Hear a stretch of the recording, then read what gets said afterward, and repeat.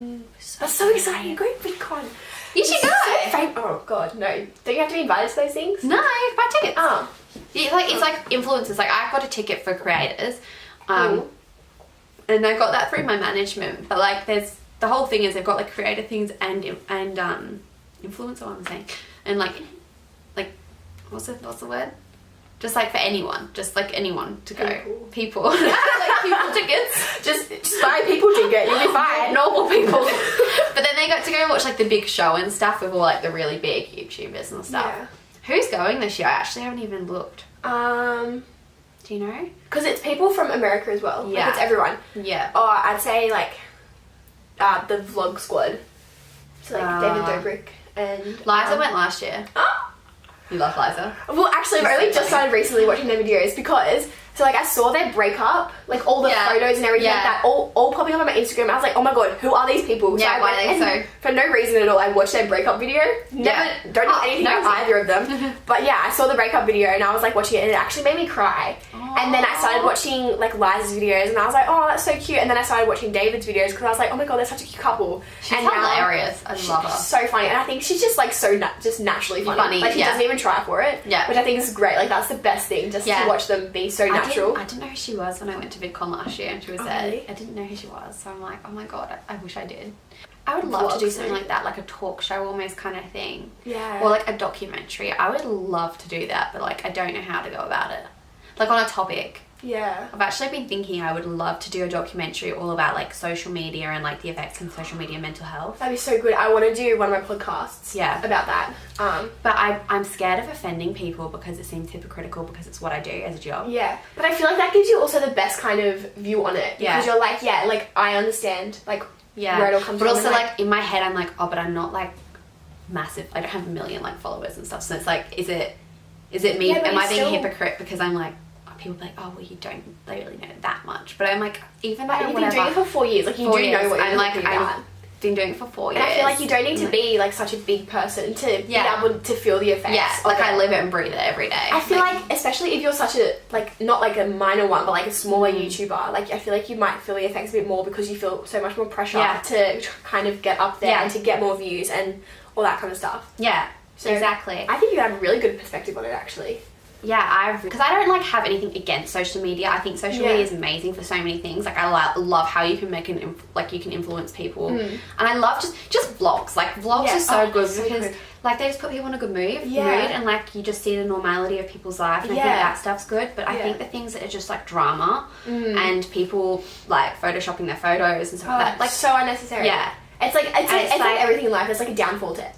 Yeah, downfall to it. And I think if you even do that, fine. But like be honest like in your videos or whatever, that like don't try and portray it as like that's what you look like, because that's also setting like a bad image for like girls, like or girls and guys. Like it's setting like a unachievable like level of I think you've got to make things achievable. People watch you for being relatable, so you've got to make things. But then I don't know why people do like following people who are like. Oh, I know. Like they know that it's going to put them like make them feel bad or something like that. Yet they still watch it. I also hate. I feel like people like are sexualizing their content really bad to get people clicking on it and liking it, and it really bothers me because I'm like people aren't like watching you for your personality, they're watching you like sexualizing it. It's really bad. I did a whole thing on this last semester at uni. And like especially like with like little kids and all that kind of stuff, like people are using like little kids in like their marketing and all that kind of stuff. But and there was like they're like making them look like they have like sex hair and all that kind of stuff. And they're like and those are the magazines or something that are getting the most like sales, because it's crazy. I know. It's actually like, what has the world come to that people are just following them because it's got some kind of sex appeal. Remember Asina O'Neill? Do you remember the whole thing that happened there? No? I'll show you her. She did this whole thing. It was massive. I would love to be able to get in touch with her and interview her if I do a documentary on it. This is years ago, but she was this massive YouTuber from Australia who took off and got this massive following for being vegan and like her fitness, and she posted all these photos and stuff, and she was like one of the original people. Then randomly she just this video basically like social media is fake or stuff, literally. Here, and she quit. She literally hasn't been on social media since. This is years ago. The video stopped. I'll show you.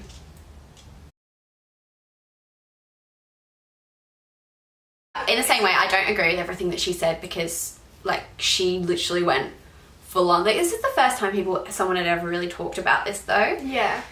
But, like, I do agree with her on a lot of things, and a lot of people, she got a lot of backlash and hate. And she had an unhealthy obsession with social media, like, compared to some people. But, like, it's true. Like, it's just, you know, it is very fake. Yeah, no, definitely.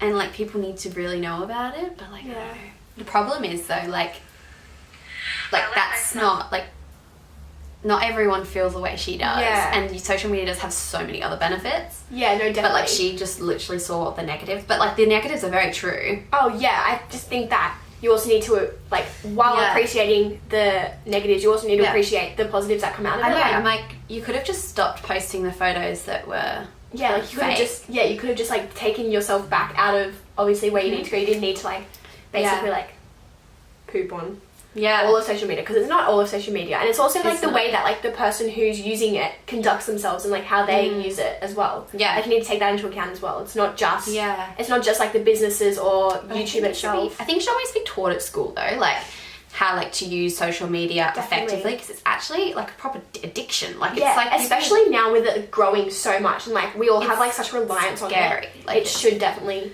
be taught, as I think in high school, though, like, because, like, I learned it in university. Like, I learned how to, like, conduct myself online and how to do it properly and all that kind of stuff, but I think in high school is when it's, like, the biggest problem, because and bullying and stuff, like, it's like that, even that stuff happens now. Like, definitely. It's crazy. Mum's always like, oh, I wish, like, now was like the 80s, because she's like, you know, you get bullied at school, but you'd come home and it wouldn't carry on. Like, you'd just have a break from it. Nobody would really, you didn't have phones, so it wouldn't, like, be like people texting you or anything. Exactly. It wouldn't be, like, broadcasted online, whereas now it does. Like, most of, like, as terrible as it sounds, most of bullying, like, occurs online from, like, people making a comment on, like, the photo that you posted, or making a comment on, like, something that you did at school, or someone just happened to capture an awkward moment from you, and I know, and then they can all just of a sudden post it. It's crazy. Viral. Like, Ed goes, oh, I don't really remember that much bullying at my school. Like, he's like, oh, like, a guy Mia. I never saw any physical bullying or anything. I'm like, it's online. Yeah, like, it's all online. Like, I was in his year. I can definitely guarantee there was bullying. Yeah. Like, yeah, it's insane. Yeah, even sometimes girls are worse than boys. Well, girls are terrible. Girls, it's shocking. Like, I love being a girl, and, like, same. I love my friends who are girls and stuff like that. But honestly, like, I think guys just more straightforward with it, whereas girls can be more, like, hidden with it. Like, there's always, like, a hidden meaning behind something. You're always, like, second guessing yourself, because you're like, did they mean it, like, to be nice, or were they being, like, snide, or, like, how is that being, like, done? So yeah, it's definitely something that needs to be put out there as well. Yeah. But I think also at the same time, like, I don't want to have any negative impact on anyone's jobs as well, because people do, like, social media is good business, because brands out there do need marketing, and really good brands out there that deserve the recognition. Oh, yeah, no, definitely. That can make an impact on people's lives. Yeah. So. But I think you can do it in a way that, like, you kind of, like, so, like, if you acknowledge the, like, negative side of it, but then you also acknowledge the positive side of it, so it's like, and you can give because you obviously have an opinion on both sides of it. So, like, it's not like you being like, no, social media is bad, like, let's get rid of it, kind of thing. Like, you're also kind of like, but, like, it also provides so many opportunities for everyone. Yeah. And it allows, like, all of these other companies who deserve their recognition. Allows an escapism for people. I think, like, a lot of people, social media saved people's lives before, like, because they just feel so lonely and, like, they have no one, and they can turn to social media and they have someone who's constantly there for them, posting positive content, nothing negative. As much as that might be slightly fake, because, you know, nobody's life's perfect, but I think sometimes there is a benefit of posting all the positives online, because, like, some people, even if it's escapism, fake, they need it. People go read a book, like, to escape from reality. Like, they can go watch a YouTube video to escape from reality sometimes. No, for sure. But I think, like, there's some things that are, like, false. Like, it's just not realistic. And I'm like, oh my god, you're famous. But, like, also, like, you're like, so, like, down to earth. Like, no, but you are. But, like, you're so, like... I've known... You know what's funny? I feel like I'm known more in the Shire now, though, because it's kind of like word of mouth. It's like, you know, that girl does YouTube, and then it's like... No, definitely. It's in the Shire. I know a few people from Wollongong do know you as well. Really? So I was like, do you guys know, I name drop you so hard. Oh, really? All the time. She's my friend. I was like, I went to high school with her. And like, my brother dated her once. For like a day or something. Oh my god, yeah, no, it was like for a month. Oh yeah, you didn't want to... Oh my god, I mentioned it in my video. Yeah, actually, yeah, I was gonna say. Did you see? Yeah, he was the short one, right? The month one, because then the other guy. Oh was yeah, yeah. I was like, yeah, you made it, you made it. Oh, I love Aiden. Oh, so yeah, he always is just like, so when's my shout out? Yeah, no, shout out. I'm like, oh, you're legit serious. Shout out to Aiden. Yeah, thanks for helping. Thanks for being present in my life. Yeah. Much appreciated. I know. Should I call up? Hi, how much is your igloo experience? Can you actually? Yeah, let's do it. Let's do it. I'll be like, I just can't see you online. I just wanted to inquire how much it would be to participate in the igloo experience. Yeah. To purchase your igloo experience, please. If they try and like sell it to me on the phone, I'll just say, oh, I just got to talk to my boyfriend. Oh, okay. Let's do it.